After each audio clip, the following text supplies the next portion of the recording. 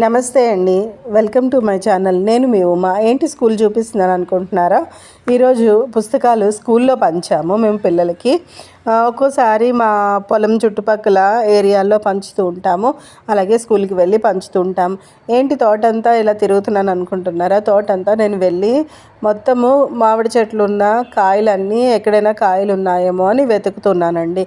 ఎందుకంటే సీజన్ అయిపోయింది కదా, అక్కడక్కడ కాయ ఉంది. మొత్తం కాయ అంతా కోసేసాము, చాలా వరకు కాయ కోసాము.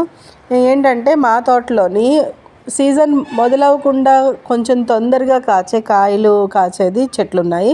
అలాగే సీజన్ అంతా అయిపోయాక కూడా ఇప్పుడు సీజన్ అయిపోయాక అన్ని చోట్ల కాయ పండైపోతుంది. అలాంటి టైంలో పూత పెట్టి మాకు కొన్ని చెట్లు ఉన్నాయన్నమాట. అవి కాయలు ఇప్పుడు వస్తూ ఉంటాయి. ఆ చెట్లు కూడా కొన్ని కాయలు కోసాము, వాటివిను కొన్ని కాయలు ఇంకా కోస్తున్నాము. మొత్తం అన్ని చోట్ల వెతుకుతున్నానండి, ఎక్కడ కాయ ఎక్కడైతే ఉందో. ఎందుకంటే అక్కడక్కడ ఆకుచాటున కాయలు ఉంటాయి కదా, ఆకుచాటు కాయలని వెతికి కోద్దాము అనేసి. ఈ రకంగా చెట్లు వేసుకోవడం కూడా చాలా ఉపయోగం అండి. మాకు చెప్పాలంటే ఇంచుమించు సంవత్సరం పొడుగునా కాయ ఉన్నట్టుగానే ఉంటుంది. ఎందుకంటే చాలా తొందరగా కాచే చెట్లు ఒక రెండు ఉన్నాయి.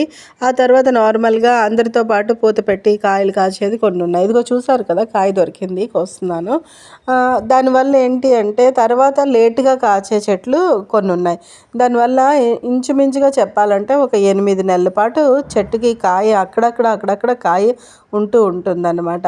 లేటుగా కాచేవి మనకి మొత్తం కాయ అంతా కంప్లీట్గా అయ్యేటప్పటికి మాకు ఇంచుమించుగా సెప్టెంబర్ నెల వరకు కాయలు చెట్టుకి ఉంటూనే ఉంటాయి. ఎందుకంటే పునాస్ మామిడి అది కంప్లీట్ అయ్యేటప్పటికి సెప్టెంబర్ అవుతుంది. పునాస్ మామిడి పళ్ళకైతే పనికిరాదు, బాగోదు అంతగాను. కానీ పర్లేదు, ఏదో అప్పుడప్పుడు పండినవి తినడానికి. కానీ మాకు ఏంటంటే రసాలే ఇంచుమించుగా ఆగస్ట్ వరకు వచ్చే రసాలు ఉన్నాయండి. ఇలా వేసుకోవడం వల్ల మనకి ఇంచుమించుగా ఎప్పుడూ కాయ ఉంటుంది. మళ్ళీ పునాసకాయ మళ్ళీ రెండోసారి పూత పెడుతుంది కాబట్టి అది 2 టైమ్స్ సంవత్సరానికి వస్తుంది, అది కూడా ఉంటుంది. ఇలా వేసుకుంటే ఎప్పుడు మామిడికాయ ఉంటుంది. కింద కాయ అంతా ఎప్పుడు నేనే కోస్తానండి. పైకాయ అంతా మనం మనిషిని పెట్టి కోయించాం, కానీ కిందకున్న కాయలన్నీ నేనే కోస్తాను. నాకు ఆ కాయలు కోయడంలో చాలా సంతోషం ఉంటుంది. అన్ని దగ్గరుండి నేనే కాయలు కోసి అవి ఆరబెట్టి గడ్డిలో పెట్టి మొగ్గేసి నేను పిల్లలకి పెడుతూ ఉంటాను. ఆర్గానిక్గా పిల్లలకి పెట్టడం కోసమనే నేను ఈ పొలం తీసుకున్నాను.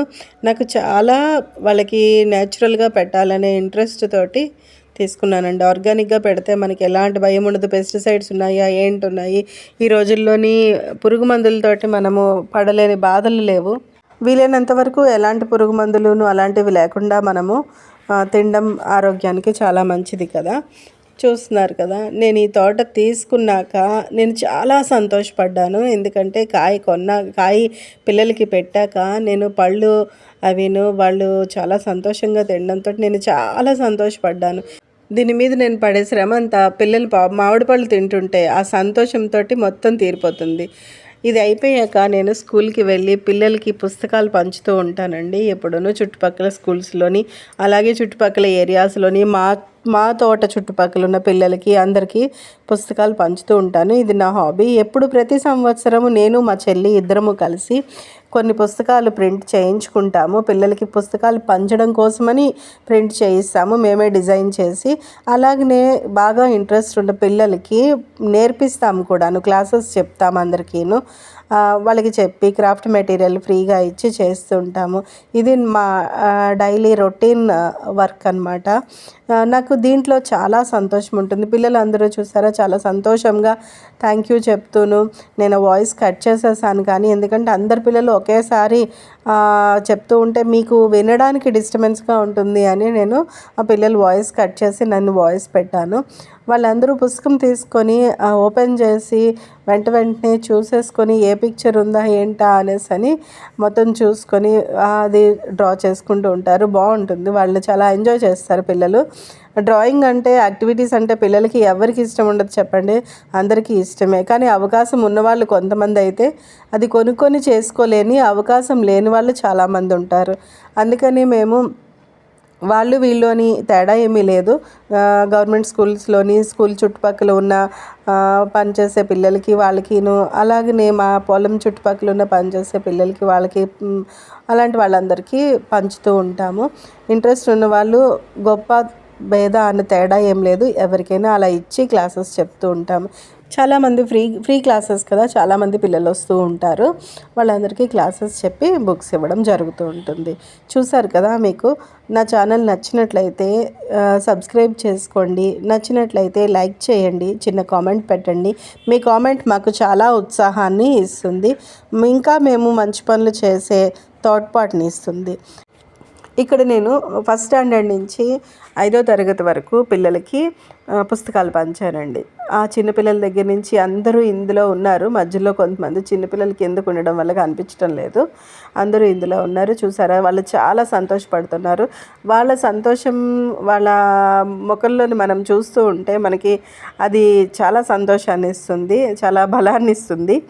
నేను నార్మల్ పిల్లలకే కాదు, కొంచెం మాటలు రాని పిల్లలకి కూడా నేను ఇలాగనే బుక్స్ ఇచ్చి క్లాసెస్ చెప్తాను. నేను వాళ్ళ కోసమే ప్రత్యేకంగా సైన్ లాంగ్వేజ్ కూడా, అంటే మరీ బాగా రాదు కానీ నేర్చుకొని వాళ్ళకి చెప్పగలిగినంత వరకు నేర్చుకుని చెప్తూ ఉంటాను. చూసారు కదా, మీకు నచ్చింది లేనిది నా వీడియో చూసిన తర్వాత కామెంట్ పెట్టండి, అలాగనే లైక్ చేయండి, అలాగనే సబ్స్క్రైబ్ చేసుకోండి. మరిన్ని వీడియోస్ నేను చాలా ప్రతిదీ చేసేది, ప్రతిదీ ఫార్మింగ్లోని, అలానే నాకు పిల్లలతో నేను గడిపినది నేను వీడియోస్ పెడుతూ ఉంటాను.